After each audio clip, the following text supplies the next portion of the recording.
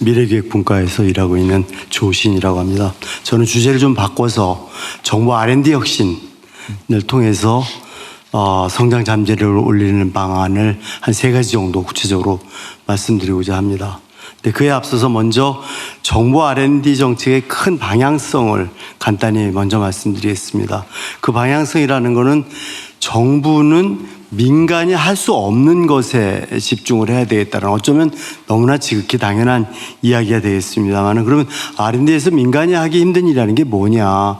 그러면 결국은 굉장히 긴 시간을 요구하고 불확실성이 매우 큰 프로젝트들, 대표적으로 원천 기술을 개발한다거나 기초 연구를 한다거나 고급 인력 양성을 20년, 30년에 걸쳐서 한다거나, 이런 것들은 기업이 하기도 힘들고 하려고도 하지 않는 일들입니다.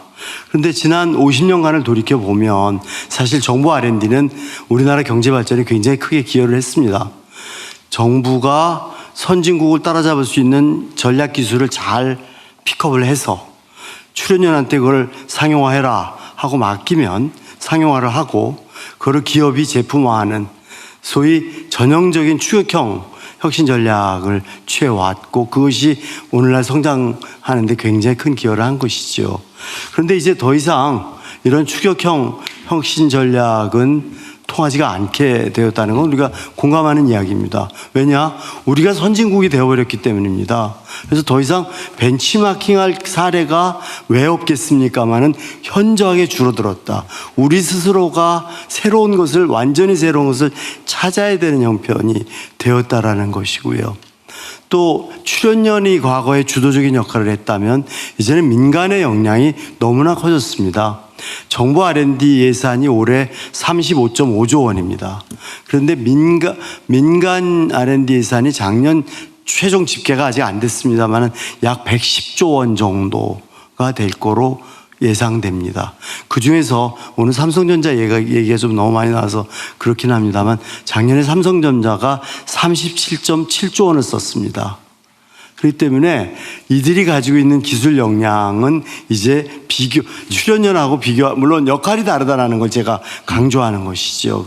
그래서 이제 뭔가 새로운 돌파구가 필요한데, 불행히도 아직 정부 부처들은 과거의 성공 방정식에 좀 매달려 있는 그런 상황이고, 그러다 보니까 주로 3년 미만의 어떤 그런 단기 상용화 프로젝트들을 출연연 같은 데다가 주로 줘가지고 빨리 뭔가 성과를 만들어내려는 조급증이 있습니다. 그럼 이제 과연 이런 상황을 타개하기 위해서 우리가 뭘 해야 되겠느냐? 아까 말씀드린 대로 3가지를 말씀드리겠습니다. 첫 번째는 출연연을 향후에 10년 후에 시장에서 상용화할 수 있는 것들. 아까 김성식 부의장이 말씀드린 대체 불가능한 원천 기술을 개발하는 메카로 육성을 해야 합니다. 그러기 위해서는 뭐 극단적인 숫자를 좀 몇 가지 든다면, 이제 그들에게는 3년짜리 프로젝트 이런 건 주면 안 됩니다.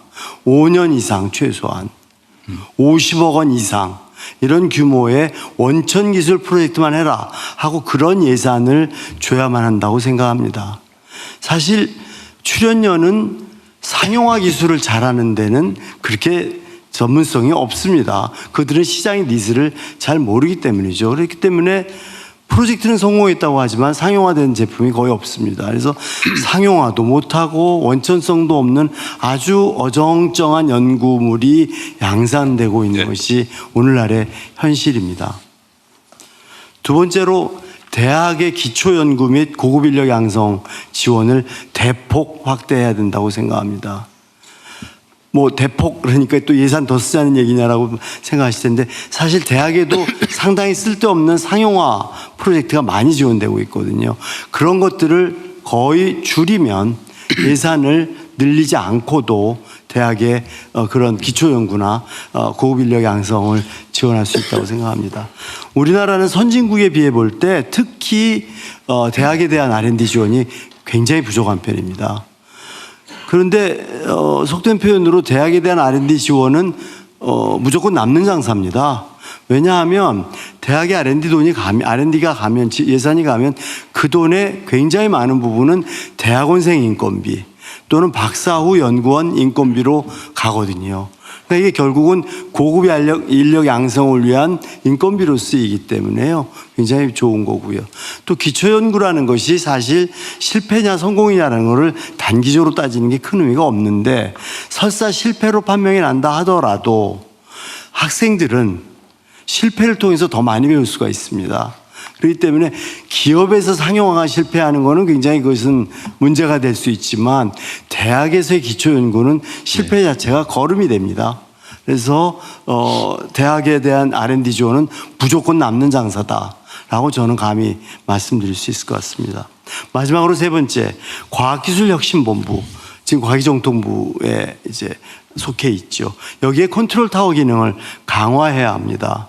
물론 과기혁신본부가 예산이라든가 여러 가지 면에서 일정한 정도의 독립성을 갖고 있지만 사실은 개별 산업부처에 대한 통제권이라든가 예산처하고의 어떤 그런 이슈라든가 하는 거에 있어서 그립이 강할 수가 없습니다. 그래서 굉장히 후달립니다. 제가 보기에는요. 과거보다는 훨씬 좋아졌습니다. 그런데 각 부처가 현재는 R&D를 바텀업 방식으로 이제 R&D 프로젝트를 선정을 하거든요. 그러다 보니까 이 사람들이 좀 동네 축구 하듯이 그 당시에 관심이 화제가 되는 프로젝트로 우르르 몰립니다. 뭐 산업부, 기후환경부, 이렇게 이런 식으로 중소기업부 다 몰려드는 겁니다.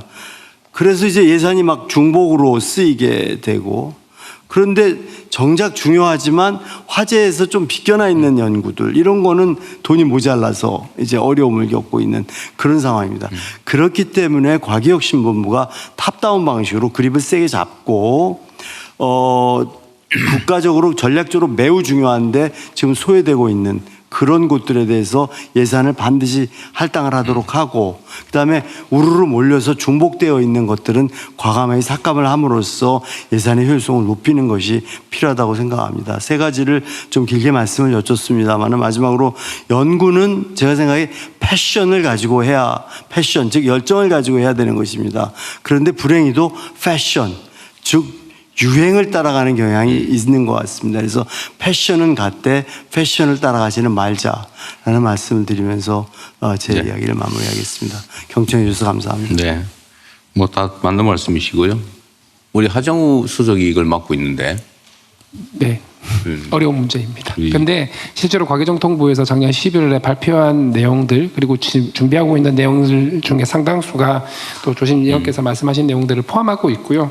가령 예를 들면은 그 실패한 연구라고 하는 것들에 대해서도 그 의미가 있는 중간 결과가 있다면 다시 도전할 수 있는 기회를 제공한다거나 하는 것들을 다 포함하고 있습니다. 어쨌든 뭐 우리도 관심 갖고 좀 R&D 연구 방향을 바꾸는 중이긴 한데. 좀 더 이 지적을 좀 깊이 받아들여서 좀 더 세심하게 잘 챙겨야 될 것 같아요. 실제 제가 우려하는 부분들을 다 말씀하신 것 같아요. 네, 과기정통부랑 같이 챙기겠습니다. 그리고 하지 PT 요새 이렇게 할 일이 많은데 누가 작업 들어오는 것 같던데? 그러니까 말입니다. 할 일도 많은데 작업 들어온다고 넘어가고 그러면 안 돼요. 할 일에 집중하겠습니다.